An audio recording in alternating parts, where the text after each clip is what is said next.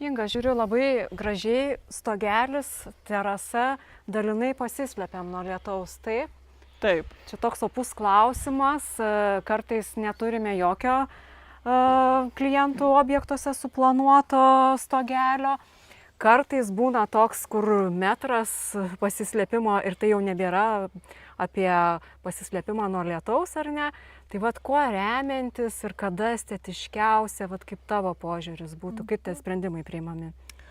Tai iš architektūrinės pusės, tai kaip ir pas mus yra 2,5 metrai stogo išleidimas, tai jisai, kaip ir matote, buvo pasirinktas dėl to, kad neužstoja saulės, nes čia yra pietinė pusė, tai būtent nemeta šešėlio ant lango ir tikrai mes turim viduje gražią tą jaukią pietinę saulę, bet tikrai tokio išleidimo jo užtenka, kad lietui lyjant, ne per audrą žinoma, bet lietui lyjant, kad tikrai nelyja, sakykime, būtent ant pietų stalo ir kėdžių. Tai tikrai galima per lietų būti.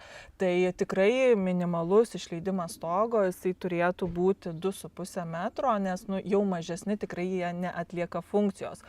O daug didesnis išleidimas, kartais būna klientai pageidauja ten ir 4, ir 5, ir 6 metrų, tai visą laiką aš klientam kaip ir rekomenduoju atsižvelgti viduj į išdėstymą langų, nes jau toks stogas meta šešėlį ant lango ir jau mes prarandame būtent tą pietinę saulę. Taip.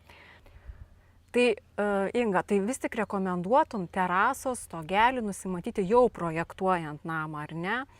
Taip, tai terasos stogą būtina nusimatyti projektuojant ne tik dėl funkcionalių dalykų, bet ir net ir dėl statybą leidžiančių dokumentų, nes tai yra konstrukcinė pastato dalis, kurią keičiant paskui reikalingos projekto korektūros.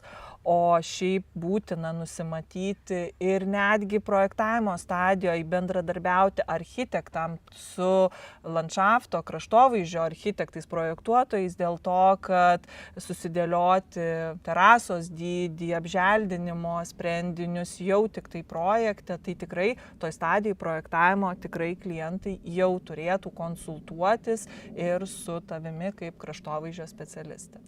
Čia vėl palėtėm tikrai labai gerą temą, kada būna, kai mes pradedam dirbti su klientais, dar kai yra vystymo stadija pačio projekto.